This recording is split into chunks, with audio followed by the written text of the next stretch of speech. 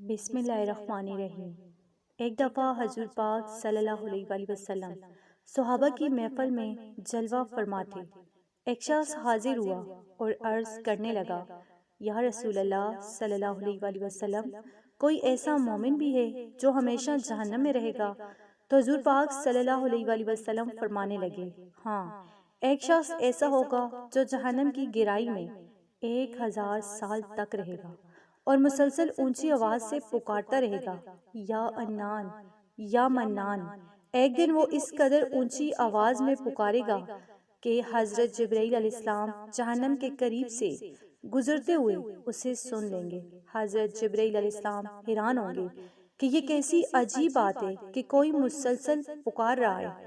تو حضرت جبرائیل علیہ السلام اللہ کے عرش کے سامنے حاضر ہوں گے اور سر سجدے میں رکھ کر خدا کی تسبیح بیان کریں گے۔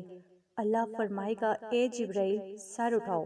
جیسے ہی حضرت جبرائیل علیہ السلام سر اٹھائیں گے تو اللہ فرمائے گا، بتاؤ جبرائیل، کیا عجیب دیکھا آج تم نے؟ تو حضرت جبرائیل علیہ السلام عرض کریں گے، اے میرے رب، میں نے جہنم سے آتی ہوئی ایک آواز سنی جو کہ گہرے گڑھے سے لگ رہی تھی۔ کوئی پکار رہا تھا، یا انان یا منان۔ تو اللہ فرمائے گا، جبرائیل جہنم کے دروغہ مالک کے پاس جاؤ اور اسے کہو کہ جو بندہ یا انان یا منان کی صدا لگا رہا ہے اسے جہنم سے نکال کر تمہارے حوالے کر دیا جائے اور پھر اسے تم میرے پاس لے آؤ۔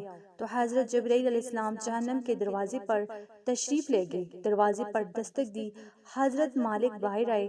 حضرت جبرائیل علیہ السلام نے انہیں اللہ کا پیغام سنایا تو حکم سن کر حضرت مالک علیہ السلام جہنم کے اندر جائیں گے۔ ہمارے آقا صلی اللہ علیہ وآلہ وسلم نے فرمایا، جیسے ماں اپنے بچوں کو پہچانتی ہے، بالکل اسی طرح حضرت مالک بھی ایسے ہی جہنمیوں کو پہچانتے ہیں۔ اس کے باوجود آپ یا انان یا منان کہنے والے شخص کو تلاش نہیں کر پائیں گے۔ بیٹھ تشریف لائیں گے، حضرت جبرائیل علیہ السلام سے عرض کریں گے کہ اے جبرائیل، جہنم میں گہرا سانس لیا ہے، اس لیے کون سی چیز پتھر ہے، کون سی چیز لوہا اور کون انسان ہے، اس کی پہچان نہیں ہو رہی۔ تو حضرت جبرائیل علیہ السلام پھر اللہ کی بارگاہ میں سجدہ کریں گے۔ اللہ پاک ارشاد فرمائے گا، اے جبرائیل سر اٹھاؤ، تم یا انان یا منان کہنے والے کو کیوں نہیں لائے؟ حضرت جبرائیل عرض کریں گے کہ مولا، دروغہ جہنم حضرت مالک نے بھی معذرت کی، کہتے ہیں کہ جہنم نے سانس لیے جس کی وجہ سے پتھر، لوہا، انسانوں میں کوئی فرق نہیں رہا، تو یہ سبھی جل کر کوئلہ بن چکے ہیں، کسی چیز کی پہچان نہیں ہو رہی۔ تو اللہ پاک فرمائے گا، جبرائیل مالک سے کہو کہ میرا بندہ جہنم کے فلاں گڑھے میں، فلاں کونے میں اس حالت میں پڑا ہوا ہے۔ تو حضرت جبرائیل جہنم کے دروازے پر جائیں گے اور حضرت مالک کو یا انان یا منان پکارنے والے کا پتہ بتائیں گے۔ حضرت مالک جہنم کے اندر جائیں گے اور دیکھیں گے کہ ایک شخص ہے، اس کے پاؤں اس کی پیشاب کے ساتھ اور ہاتھ گردن کے ساتھ بندھے ہیں اور جہنم کے سانپ بچھو اس کے ساتھ لپٹے ہوئے ہیں۔